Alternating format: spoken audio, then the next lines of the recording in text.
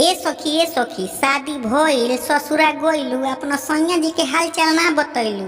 का बताई सखी, हमार तो जियारा रोज जोर के पलंगिए पर रही जाता, ऐसन ऐसन हरकत करता न कि हम का बताई। अरे खूब सुंदर का झूमर गीत गावो, अपना सैया जी का हाल बतावो।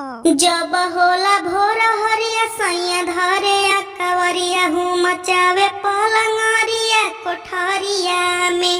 जब होला भोर हरिया सैया धरे कवरिया हूँ मचावे पलंगरिया कोठरिया में। जनते जे मिली है बलमुआ पलंग तोड़ हो, गवन नयवती नई हरवा के छोड़ हो।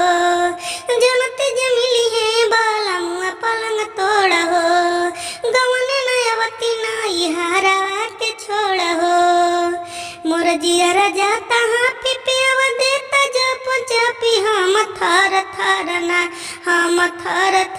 ना रोज कपिले कोठरिया में थर थर ना रोज हाफिले कोठरिया में थर थर ना।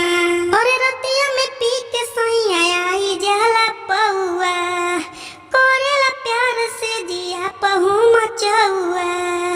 रतिया में पी के राजा आई जाला पौआ, करेला प्यार से जिया पहू मचौआ। हमसे रहलो न जाला बड़ देहिया दुखल जब टंगरीना उ फसावेला कोठरिया में टंगरिया ना, उ फसावेला कोठरिया में टंगरिया ना।